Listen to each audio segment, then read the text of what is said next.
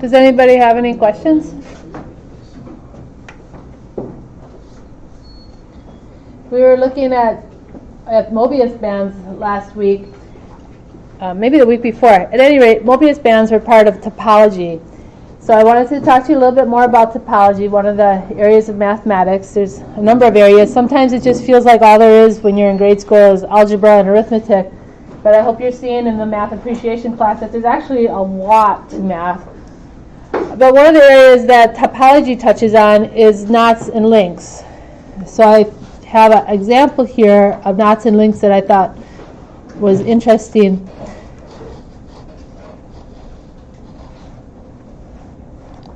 Oops, here we go, the DNA. So we've all seen this picture of DNA, right? Who's seen that picture? Everybody's seen that picture, right? Am I the only one who took science? Okay, a couple people. All right, so then we know that DNA splits. It begins its magical splitting.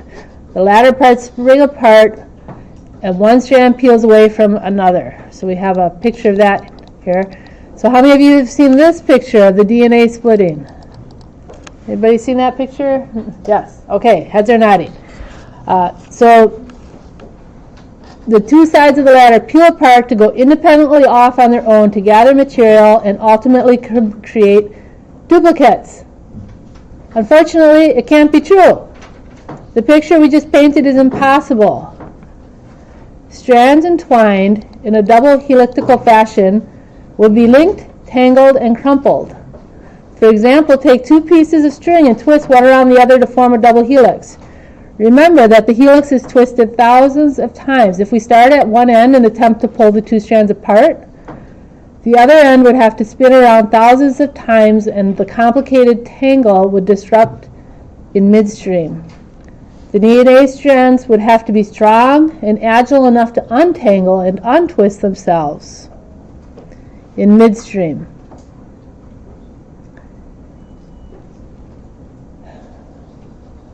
Let's see what actually happens. So it's the two strands are linked, and it would be impossible to pull them apart without breaking some bonds. So what do we conclude? We are forced to conclude that during the replication phase of DNA, the two long strands do not stay individually connected. They must frequently break apart, cross over the other side of the ladder, and reassemble themselves.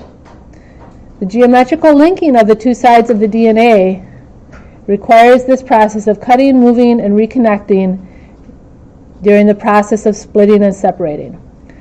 So bolstered by the mathematical certainty that a process of breaking and reconnecting must be happening, molecular biologists are seeking and have isolated enzymes whose special function is to allow unlinking.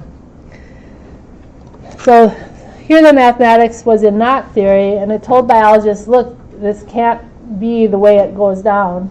There must be more going on here, and it caused the biologists to take another look and to find those special enzymes. So I have a article written by Wolfram Alpha. I should just say Wolfram. His name is Wolfram.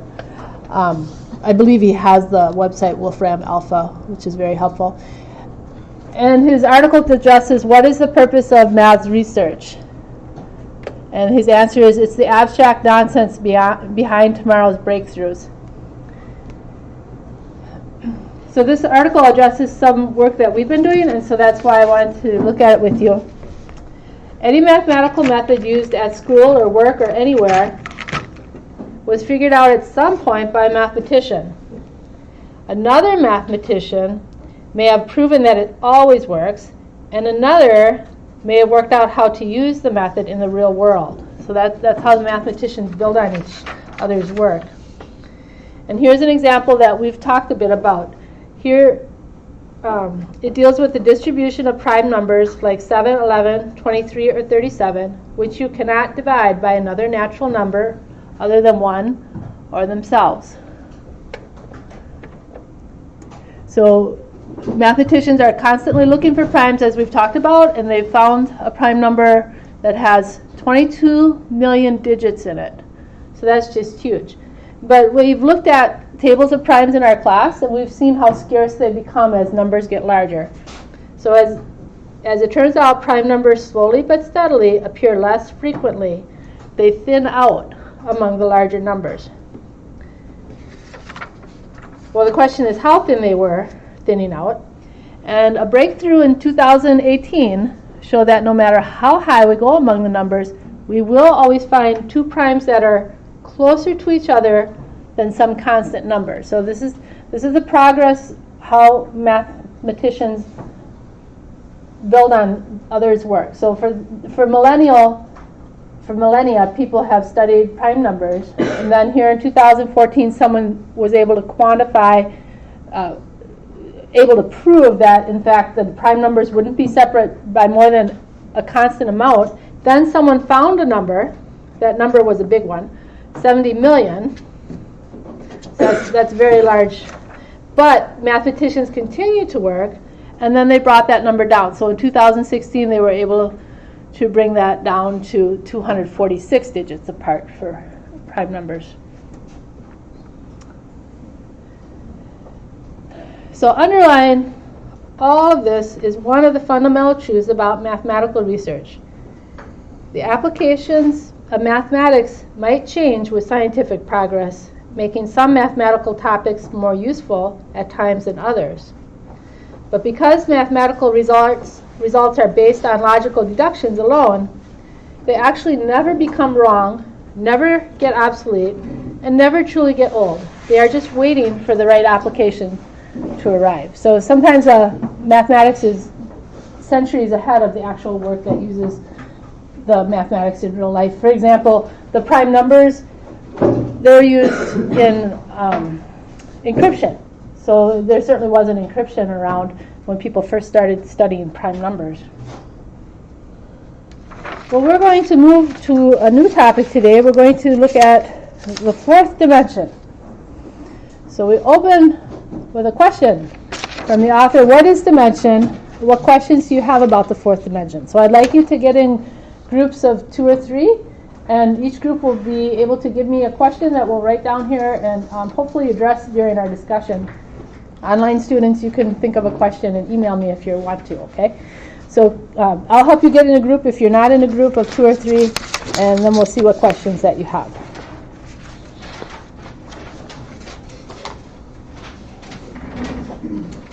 So you two can come up with a question. And then will you two please come up with a question? You together can find a question. You two can find a question. You two can come up with a question together, okay? You can work on finding questions.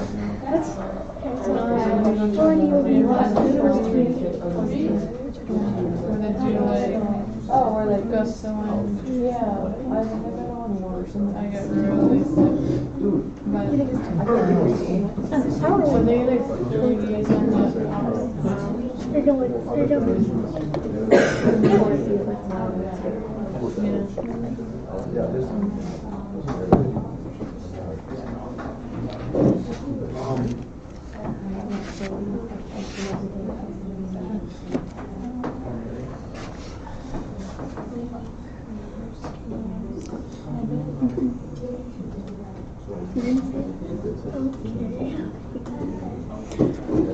Okay, so instead of starting in front like we usually do, we'll start in the back.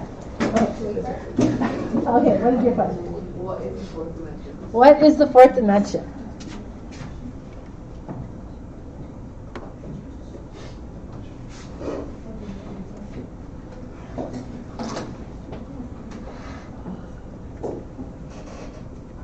Okay, what is the fourth dimension? Okay, and then behind you, what did you have for a question?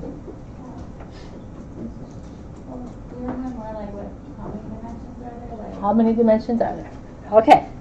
How many dimensions are there?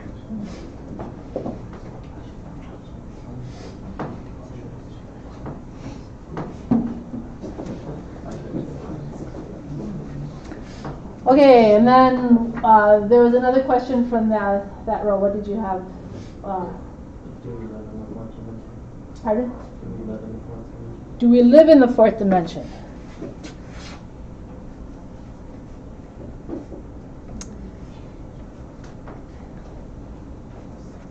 Do we live in the fourth dimension? Okay. Front row? Why are 4D movies 4D? Why are 4D movies 4D?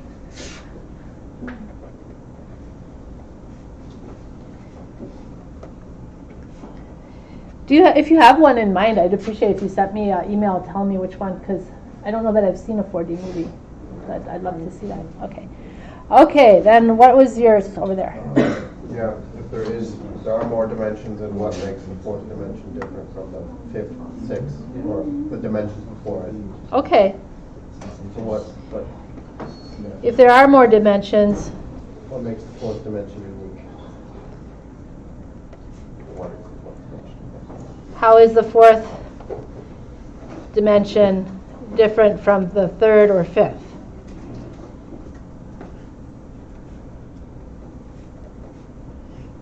Okay, great. And then the other back row, what did you have? Can we see the fourth dimension? Can we see the fourth dimension?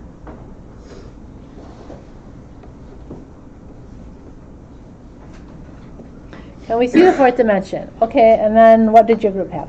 What does it look like? What does it look like?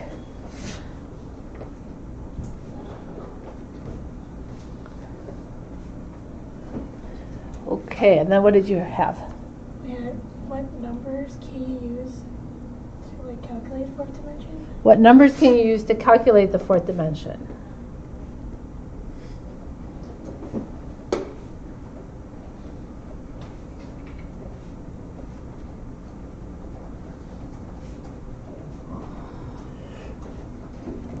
What numbers can you use to calculate the fourth dimension? Okay, and what was yours? How does the fourth dimension affect our everyday lives? How does the fourth dimension affect our everyday lives?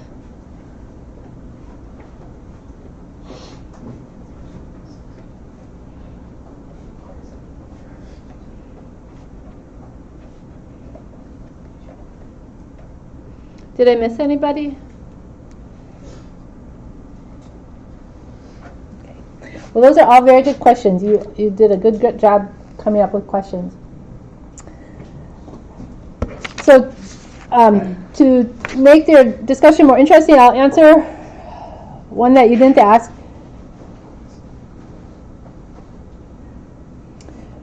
Well, maybe you kind of asked it. Current theories of the universe do suggest that there's multiple dimensions higher than the three that we usually see. And in fact, there's been a couple of recent experiments that give evidence of the fourth dimension. So I just highlighted a little bit of this article. In one of the experiments, scientists studied the behavior of light particles moving through specially made glass that bounces light back and forth between its edges. By simulating the effects of an electrical charge via physical input, the team observed how the light behaved, watching for irregularities that could only be made possible if a fourth dimension was working behind the scenes. The other experiment used supercooled atoms held in place on a grid made of lasers. Scientists call this setup a charge pump, and they use it to test the flow of electrical charge while monitoring how the atoms responded. So there's actually quite a bit of discussion about these two experiments online, if you care to pursue that. Well, to see the fourth dimension, we take a step back and use the author's life lesson here. Instead of trying to answer a question that appears too difficult, it's always wise to step back and try to address an easier but related question. So in other words, we're going to look at the lower dimensions and see how we move from dimension to dimension in the lower dimensions to indicate how we move to a higher dimension. And I think you'll find that that's what people who make films are trying to do when they address the fourth dimension.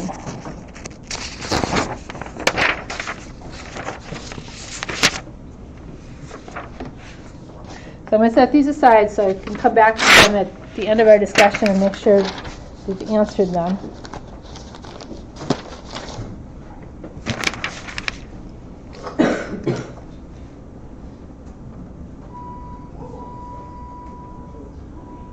So the first question is, well, what is dimension anyway? So we're going to have an informal definition of dimension for this section. When we get to chapter 7, we'll have a formal definition that we can use. So informally, degrees of spatial freedom of movement.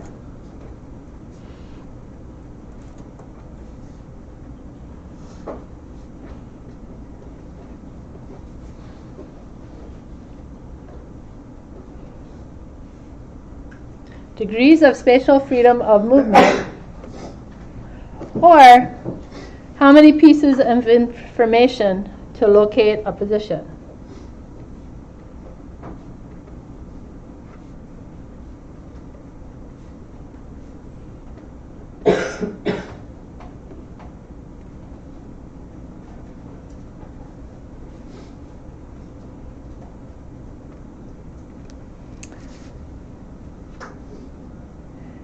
So degrees of spatial freedom of movement, or how many pieces of information to locate a position.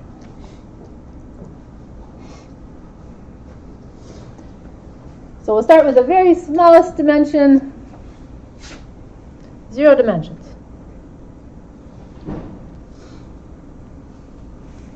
So that would mean 0 spatial freedom of movement, 0 information needed to locate a position. In fact, it would just degenerate to be a point.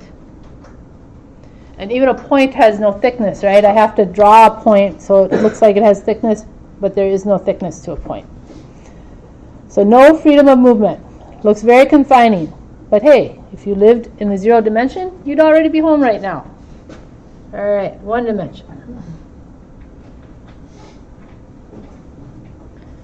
So 1 dimension would have 1 degree of freedom of movement. So I'll say horizontal. You could pick vertical, but I'll just pick horizontal. A line. So 1 degree of movement, a line, and you could identify addresses on that line, like addresses on a street, to tell where you were at there on the line. So 1 piece of information needed to give a position. Okay. 2 dimensions. Anybody have an idea what 2 dimensions is? Yes?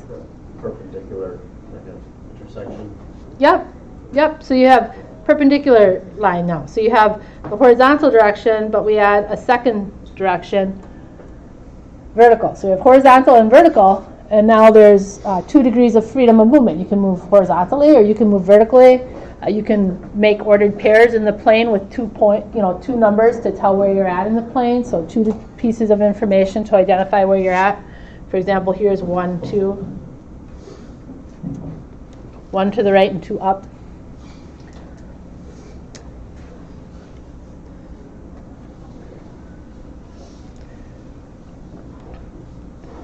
That brings us to 3 dimensions. So we're going to add 1 more dimension, okay? So we're going to take the, this is a plane, right? And take the plane, and I can't draw a line coming straight out of the paper. That won't work, right? So instead I draw a line at an angle, and that's supposed to be perpendicular to the plane coming straight out of the paper, but to try and draw it on a flat piece of paper, we just draw an angle to try and make that clear.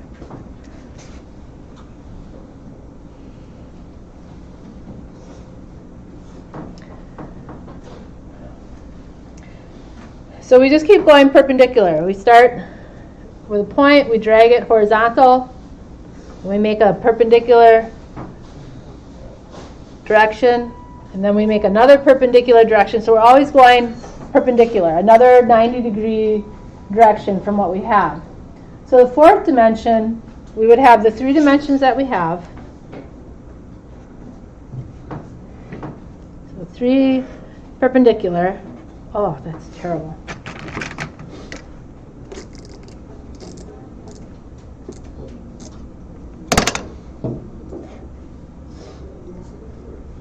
Okay, so 3 dimensions, and then we need 1 more perpendicular to that. So I'm going to say a 4th dimension perpendicular to the other 3.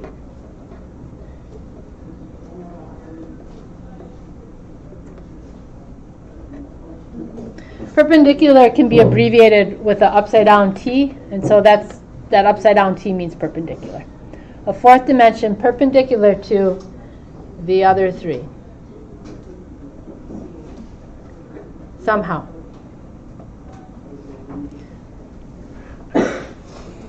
So, in your 4D movies that I haven't seen, but I've seen Doctor Strange, which is trying to... Who's watched Doctor Strange? Anybody else watch Doctor Strange? Right. And his power is what? What is his power? His superpower. He can move in the other dimensions. He can move in higher dimensions, and they try to show that by how? How are they trying to show the power, the higher dimensions in these movies that we watch? Shift of like building. Yeah, the buildings, they're trying to make them look like they're perpendicular to themselves somehow. Is that what you saw? Not in those ones? No, 4D movies are basically 3D movies, but you're like sitting in a chair that like vibrates. Oh, got it. Okay. Sprays air, some things. Okay, I think 4D movies are trying to make this a virtual reality that has feeling coming in on it, it sounds like. Okay, that's different than Doctor Strange. Doctor Strange is trying to do the mathematical idea of having a fourth perpendicular dimension somehow, because that's how we see the dimensions moving up. We add another perpendicular direction. Now, a line and a plane have no thickness. They're constructs in our mind, but it's real. I mean, we use the line, we use the plane. The fourth dimension would be similar. It's a construct, but we use it. Okay. Well, let's think about the plane. What objects exist? What objects exist in the plane in 2 dimensions? What objects exist in 2 dimensions in the plane?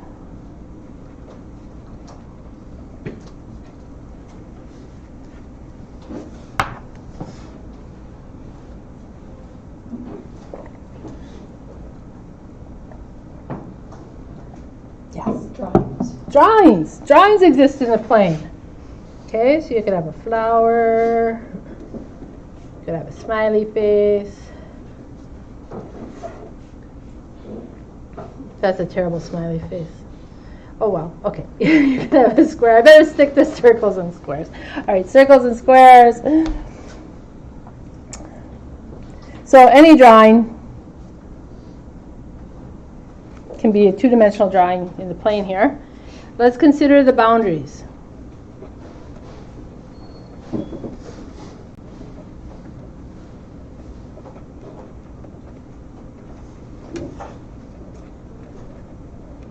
Let's consider the boundaries of these 2D objects. So what are the edges?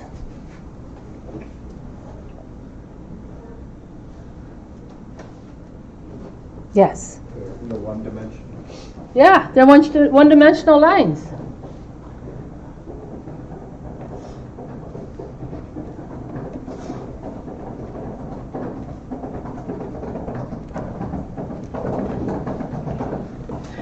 So 2-dimensional objects have boundaries or edges that are one-dimensional lines. Let's look at the other dimensions once. If we look at a line, so here's my line. What is the boundaries of the line?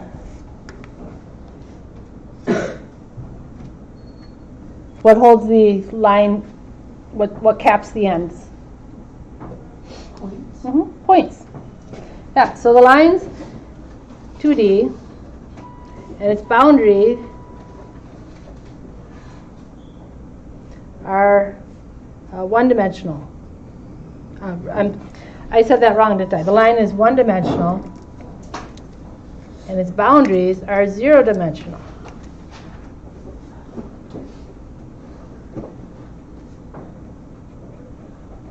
The boundaries of the line are points. It has a point capping each end.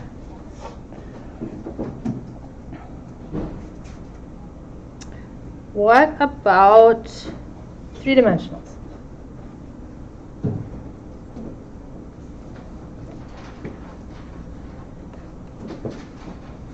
So I brought a 3-dimensional ping pong ball. At some point someone drew a happy face on it. Okay, so here's my three-dimensional ping pong. Much better happy face than I have on two-dimension. What is the boundary of my ping pong ball?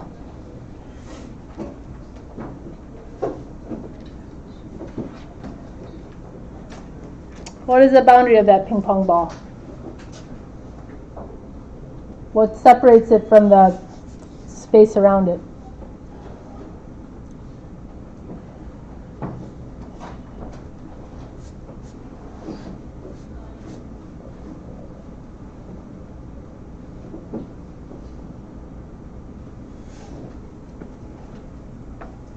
Well, follow the pattern and see if that gives you any hints.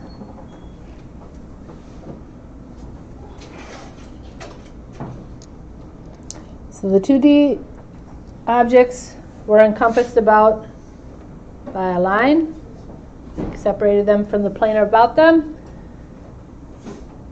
So the 2D objects had one-dimensional boundaries. The line was one-dimensional, and its boundaries were points. Close the line. So boundaries would be two-dimensional? Mm-hmm. The boundaries are two-dimensional. So a plane.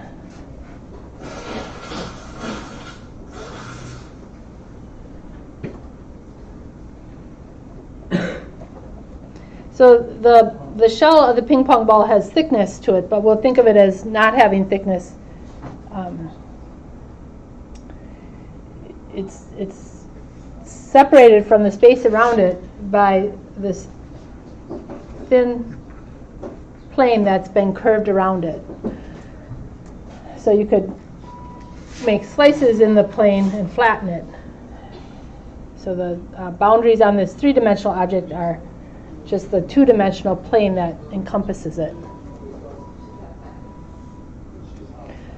Well, with that in mind, four-dimensional boundaries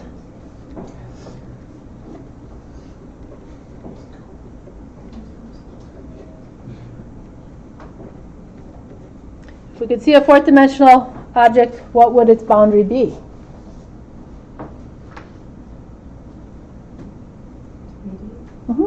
Yeah, three-dimensional.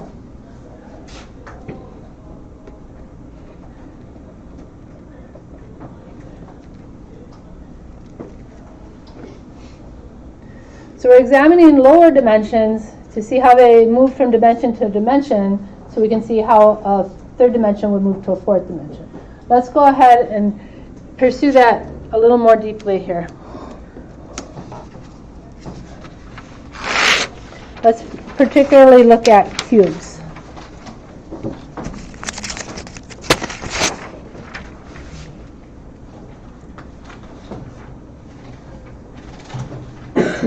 So we're going to draw a cube and then look at its boundaries. And we're going to draw the cube in all different dimensions. So a cube degenerates in lower dimensions.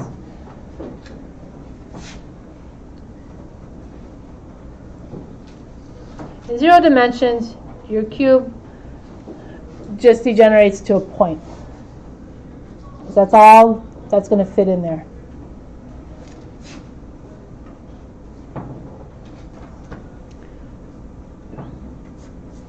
In 1 dimension, your cube degenerates to a line. And we were talking about the boundaries, so now we're looking at, in particular, boundaries of cubes in the different dimensions. So the line still has points for its boundaries, and there's actually 2 points.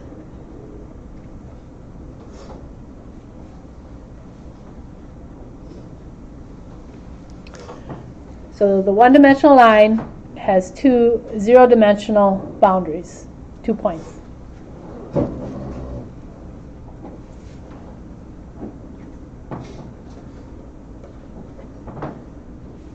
Anyone want to suggest what a cube degenerates to in 2 dimensions? Square? Yeah, a square. Okay. Square. So a 2D cube is a square.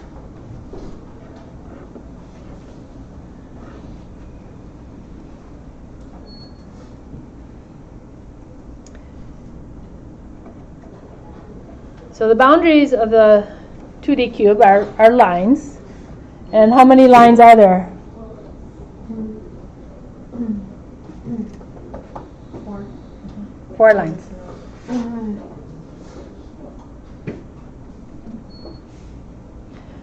So in 3 dimensions, the cube looks like we're used to it looking.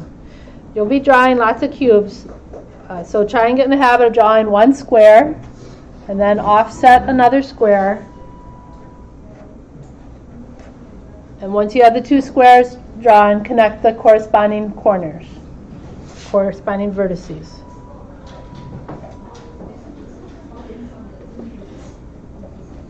So this might be easier for you to see that the boundaries are 2-dimensional than it was with the sphere. So the boundaries are 2-dimensional planes, right? In fact, they're squares. The boundaries on the cube are squares. And how many of them are there? How many squares make up the boundary there?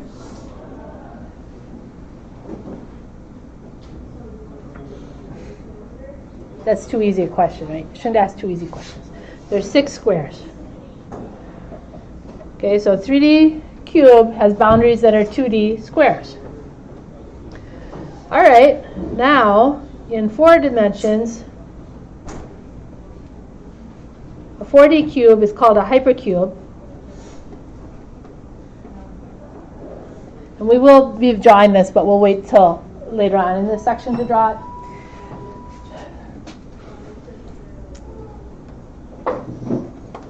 But the boundaries, we already talked about them being cubes, 3-dimensional.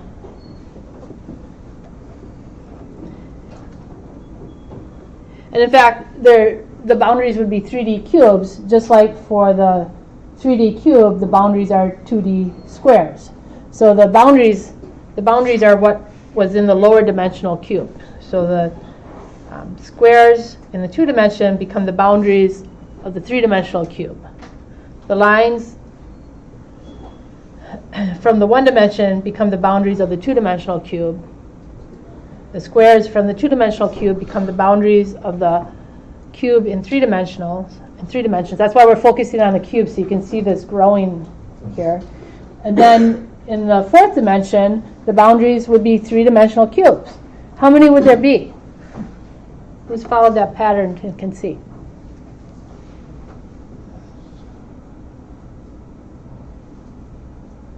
Would be 8. Yep, 8. 8 3-dimensional cubes.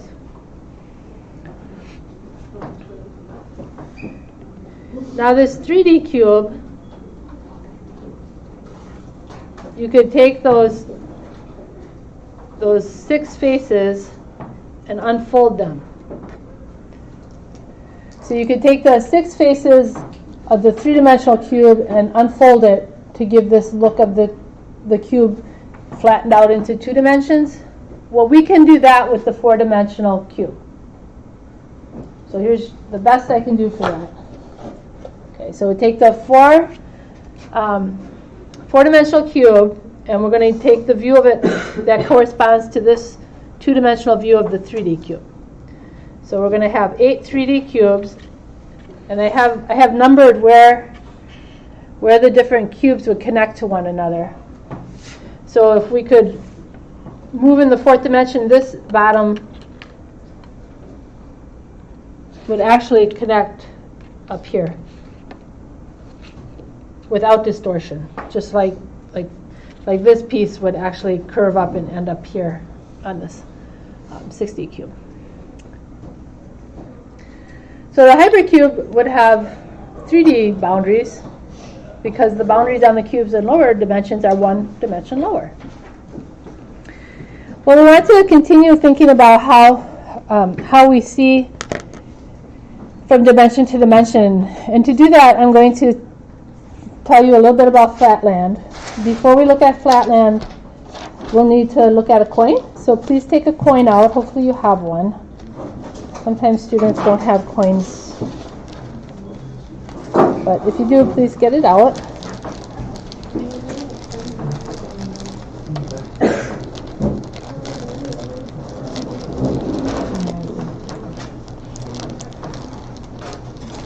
Okay.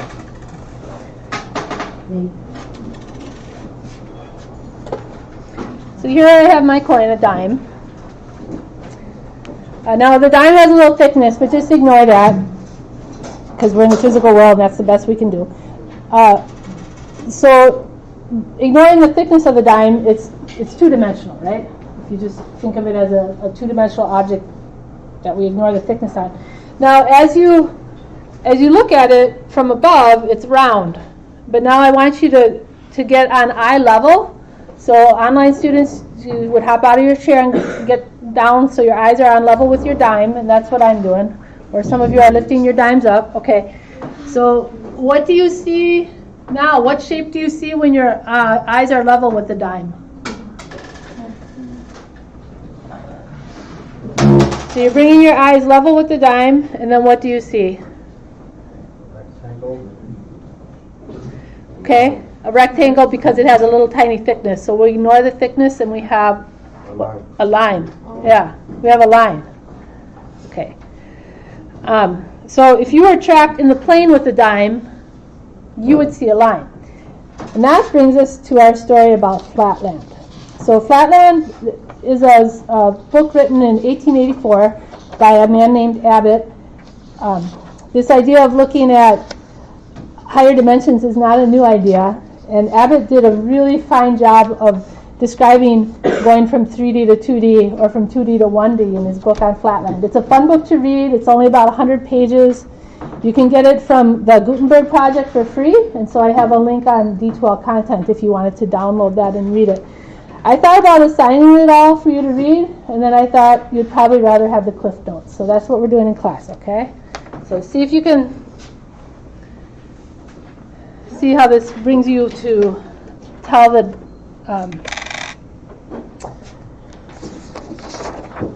how it might feel going from dimension to dimension. So I have a picture of a Flatland house. In Flatland, all the houses are pentagons, and all their doors face north. So let me put the door on this house. Let me dump out all of the people here. Okay, so in this particular house, we have a vault. So that's a safe. That's the door on the safe. And the residents of Flatland are all shapes. So our story is about Grandpa Square and his son, who is a hexagon. Now, Grandpa Square is very proud of his son, the hexagon, because in Flatland, the more sides you have, the more prestige you have. So very class-oriented society. Here, all the gold from the safe fell out. So let me put the gold in the safe here.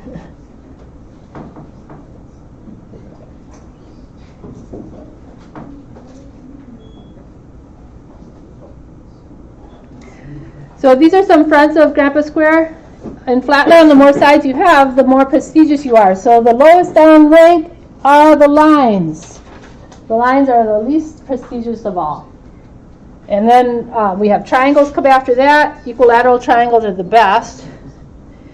Multi-sided polygons come after that. So if you're an octagon, you're better than a hexagon. If you have 20 sides, you're better than the octagon. In fact, if you get so many sides that you come to be a circle, you're amazing.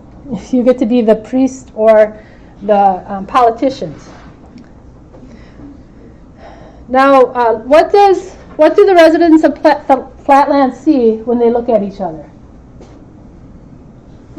What does the circle see when the circle looks at the triangle? Lines. Yeah, they just see lines. They're kind of, I mean, we looking from above can see their shapes, but they just see lines. So the Flatlanders have a little light on one of their corners, one of their vertices where their eye is, and that helps a little bit because they can tell where it's angled away. But actually, because they have this problem with just seeing each other as lines, they don't come up to each other and say, I see you. They instead say, I feel you. So the square and the hexagon would meet and say, can I feel you? And they would touch each other to tell, oh, this is a 90-degree angle, you're my square grandpa. Or this is a 120-degree angle, you're my hexagon son. Because then otherwise they would just see each other as lines, but they can feel their angles. Except for this. What about this line? What does the circle see when the circle looks at the line? Yeah, point. So that's one reason the lines have such low standing. In fact, the lines get in trouble if they don't go through life wagging so that they have some thickness to them to everyone that's coming on, and they don't accidentally impale someone as they are moving forward. Well, our story begins where Grandpa is giving his grandson a lesson. So I brought a little bit to read about that lesson. So the grandson's answers had been so satisfactory that I had been induced to reward him by giving him a few hints on arithmetic as applied to geometry. Taking 9 squares, each an inch in every way, I had put them together so as to make one large square with a side of 3 inches, and I had hence proved to my little grandson that though it was impossible to see in the inside of the square, yet we might ascertain the number of square inches in the square by simply squaring the number of inches on the side.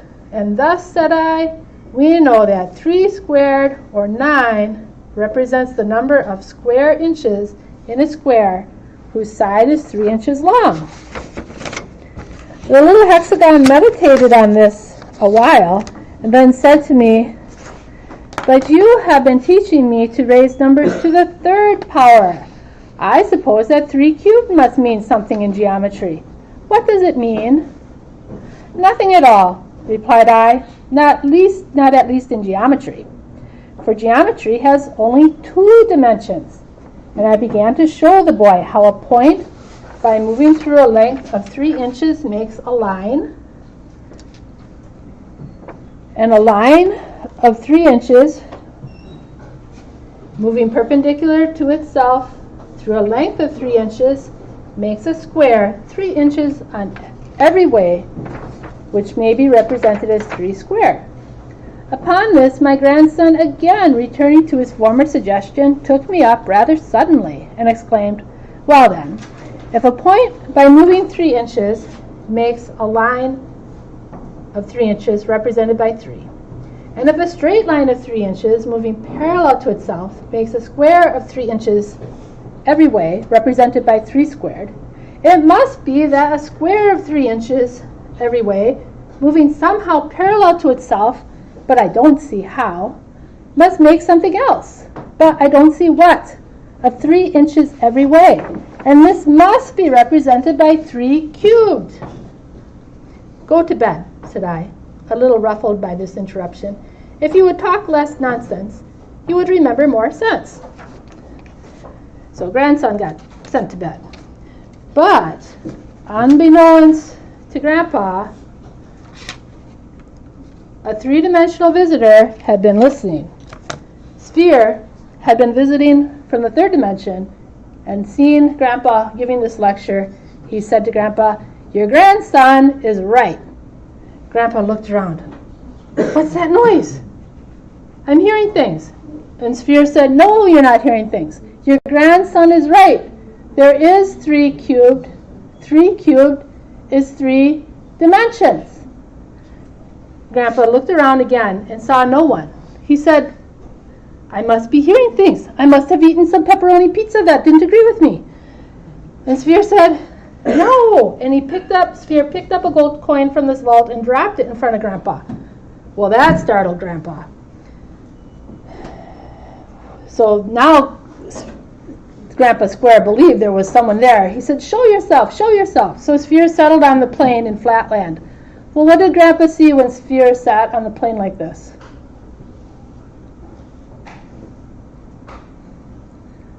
What does Square see when he looks at Grandpa sitting on the plain?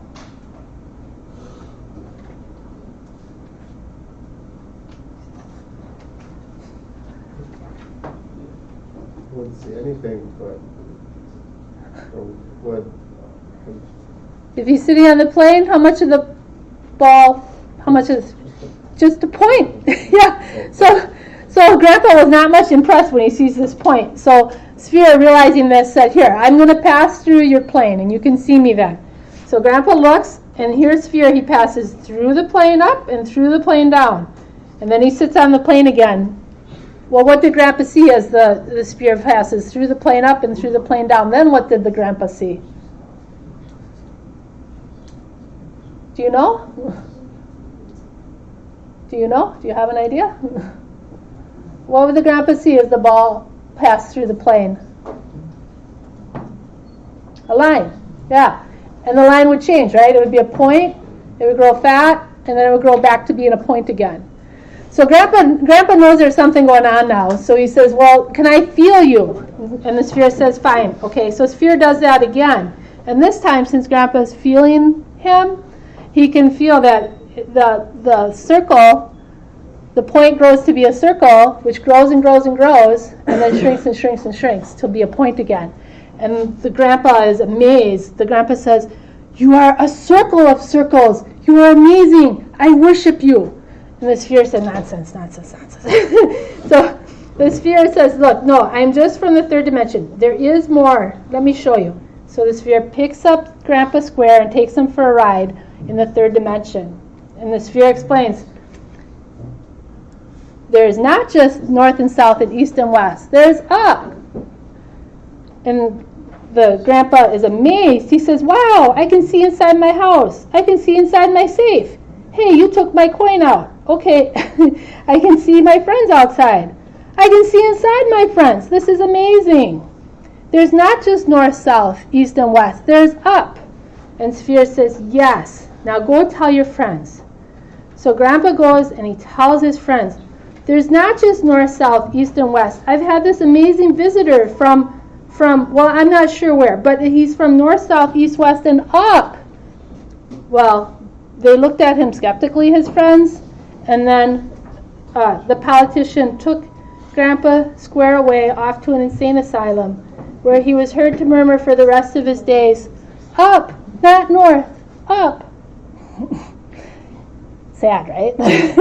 Pretty sad. But I think it gives you an idea of what it would be like for 3 dimensions going to 2 dimensions. And hopefully that gives us a look into what 3 dimensions going to 4 dimensions will be like. So let's go ahead and think about it a minute. Let's think about your authors in Flatland. Your authors are Ed Berger and Mike Starberg.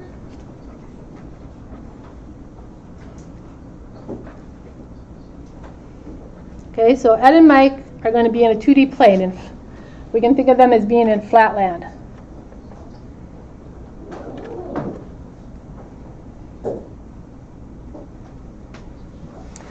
So, they're not going to fit in Flatland, right? Just like the Sphere.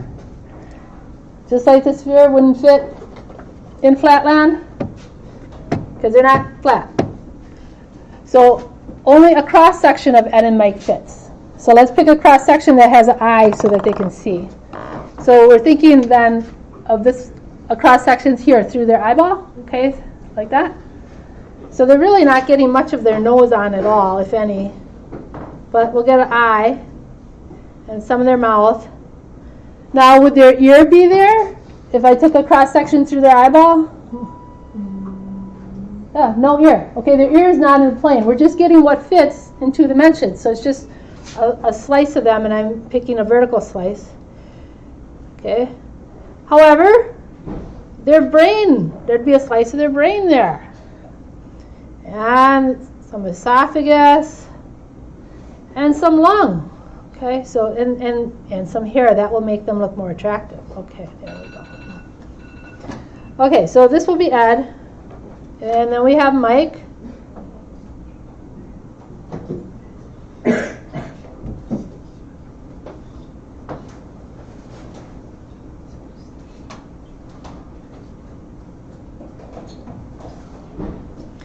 we have Mike's brain and Mike's esophagus and a slice of Mike's lung. So because they're in 2 dimensions, they don't fit. Only a cross section fits. So I picked the cross section with their eye to draw.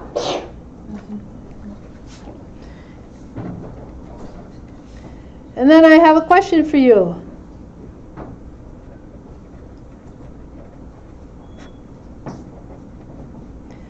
The question is, what does Ed see when he looks at Mike?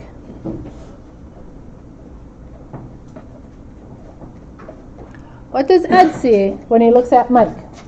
A line. Yeah, he sees a line. We see Ed's brain because we're in 3 dimensions looking down on this 2D plane. But Ed just sees a line, just like instead of looking down on the dime, Ed is looking edgewise at the dime. Okay? So we're going to look further at this, what we see in 2D if we were in 2D, and how that comes out to 3D as a way for us to conjecture what it is going from 3D to 4D, or from 4D to 3D, what that might be. But we're not going to do that today, because this is as far as we got in my first class. So I'll see you on Wednesday. You can bring your drawings of Ed and Mike back. These are the drawings that need to be uploaded to the 4.7 box. So you should take a picture of these and upload those, okay?